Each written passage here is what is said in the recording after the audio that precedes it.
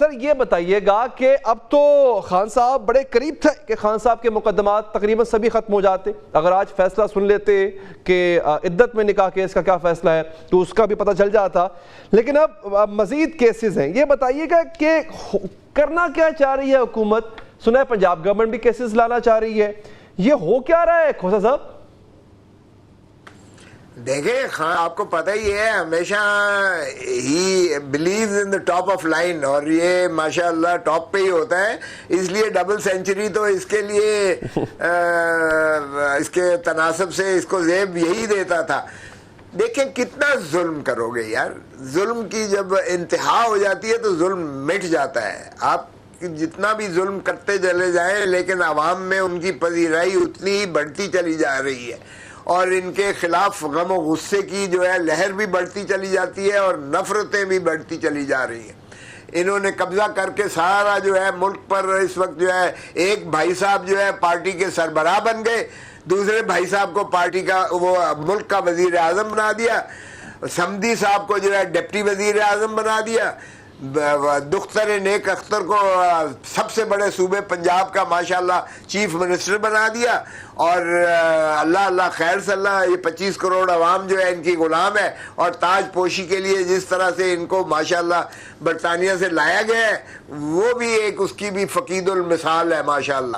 جو یعنی مجرم تھا, جو سزا یافتہ تھا, جس کے عدالتی پرپیچول وارنٹ نکلے ہوئے تھے, جن کو امبیسڈر کا فرض تھا, پاکستانی امبیسڈر یو کے میں فرض تھا اس کا کہ گرفتار کر کے ڈپورٹ کر کے اڈیالہ جیل میں پہنچاتے, وہ انہوں نے ریڈ کارپیٹ پر ماشاءاللہ دے کر انہوں کو ہیتھرو ایئرپورٹ پر بٹھایا اور پھر جو ہے بائیو میٹرک مشین چل کے ان کے پاس اسلام آباد ایئرپورٹ پر جاتی ہے اور موصوف تشریف لاتے ہیں اور سیدھا جو ہے مینار پاکستان جلسے پر تشریف لے جاتے ہیں اور جلسہ بھر دیا جاتا ہے اور اس کے بعد عدالتوں میں ان کی جو ہے پیشی. اس طرح سے یہ بری ہونا شروع ہوتے ہیں ایک ایک کیس میں سے اور پوتر ہو کر ماشاءاللہ وہ گئی سزائیں.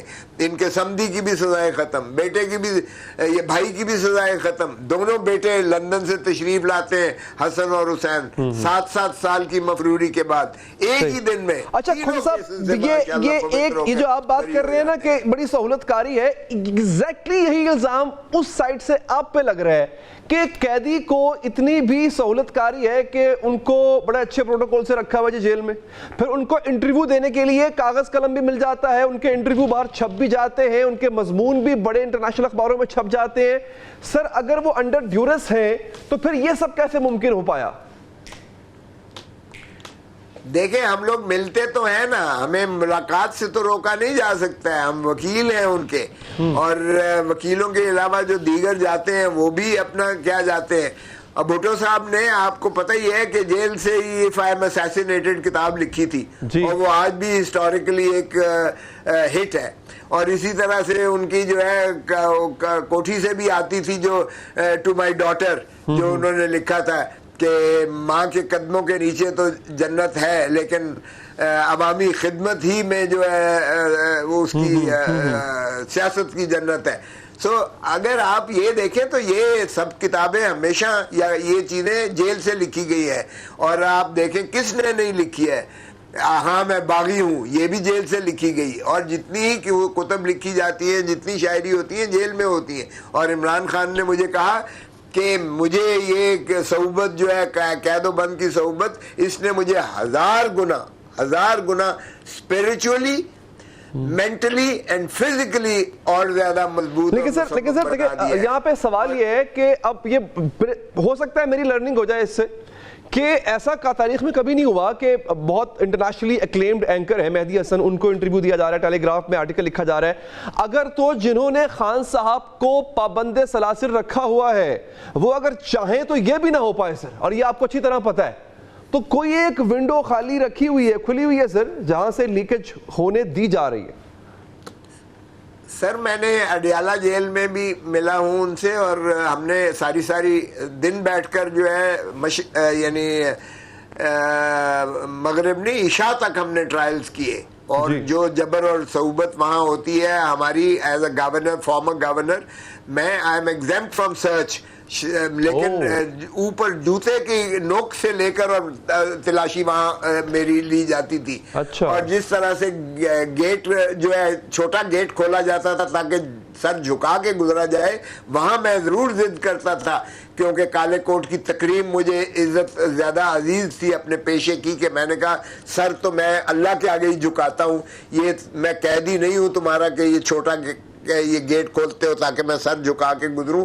تو بڑا گیٹ میں کھلواتا تھا, وہ میں اپنے پیشے کے تقدس کو ملحوظ رکھنے کے لیے, وگرنہ کیا کچھ تھا جو تنگی نہیں دی گئی ہے جیل میں خان کو. اور جو اس نے خود مجھے بتایا اٹک جیل میں جب اس کے لے کر گئے تو وہ ساری رات جو ہے ایک جلتا تھا, اور سارے پاکستان کے پتنگے جو ہے, کیونکہ وہ جنگل تھا سارے پتنگے رات کو آ جاتے تھے. بارش جب ہوتی تھی تو 2 فٹ جو ہے پانی کھڑا ہو جاتا تھا, میٹ گیلا ہو جاتا تھا, سو نہیں پا سکتا تھا. لیکن Imran Khan is not the type کہ وہ کہے مجھے مچھر کاٹتے ہیں, جس طرح نواز شریف کا جب سپریم کورٹ پیش ہوا تو مچھر کاٹتے. He is not that type at all. اور پھر جو ہے چھوٹا سا 2 فٹ کی جو ہے دیوار تھی, اور واش روم کھلا تھا, اور اوپر کیمرے لگے ہوئے تھے. صاحب یہ بتائیے گا, یہ پنجاب گورنمنٹ کون سے کیسز کرنے جا رہی ہے سر, جن کو آپ نے چیلنج بھی کرنے کی بات کی ہے؟ پنجاب گورنمنٹ کے پاس کیا ہے جو وہ عمران خان پر اب مزید کیسز کرے گی؟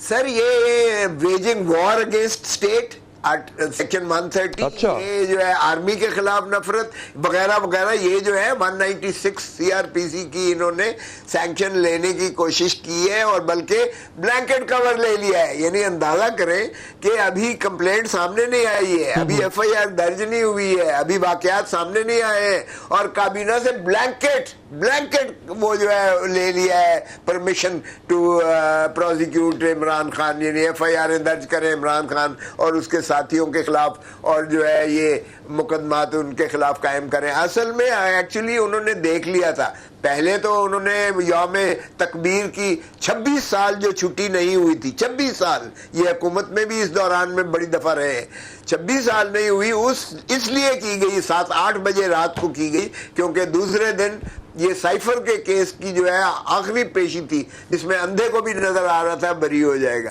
اور پھر وہ سارے پاکستان کو چھٹی کر دی تاکہ اس کو طوالت میں ڈالا جا سکے. اور پھر جو آج تماشا ہوا ہے, جو عدت کے کیس میں جو تماشا ہوا ہے, آج تک ایسا تماشا نہیں ہوا ہے. یعنی مانیکا صاحب نے اس وقت جب فیصلہ سنانا تھا, فیصلہ سناتے وقت عدالت کسی کی بات نہ سنتی ہے, نہ بحث ہوتی ہے, نہ تمیز ہوتی ہے, صرف آ کر جج فیصلہ سناتا ہے. او بھائی تم نے تو کمپلینٹ کی, وہاں سے شہادتیں وہاں کروائی, جرح ہوئی, ساری بحثیں ہوئی, ایک سائیڈ کی, تمہاری سائیڈ کی بحثیں لمبی ہوتی چلی گئی, تمہارا وکیل باہر تک گیا, اور اس کے بعد آج تک اعتراض نہیں ہوا, لیکن جب فیصلہ ہونا تھا تو آج اعتراض کر دیا. اس لیے کہ نظر آ رہا تھا کہ بریت ہو رہی ہے, کیونکہ یہ عدت والا اتنا شرمناک مقدمہ ہے کہ 1400 سال اسلام کی تاریخ میں ایسا مقدمہ بھی نہیں بنا ہے, اور دنیا میں اسلام کو بدنام کیا گیا ہے, لیکن کسی کو بدنامی کی کیا پرواہ ہے, اور وہ صرف ایک آدمی کو جیل میں رکھنے کے لیے, لمبا کرنے کے لیے یہ کیا گیا. ٹھیک ہے کھو صاحب, یہ آپ کا پوائنٹ آ گیا سر. میں بہت مشکور ہوں کہ آپ نے ہمارے پروگرام کے لیے وقت نکال.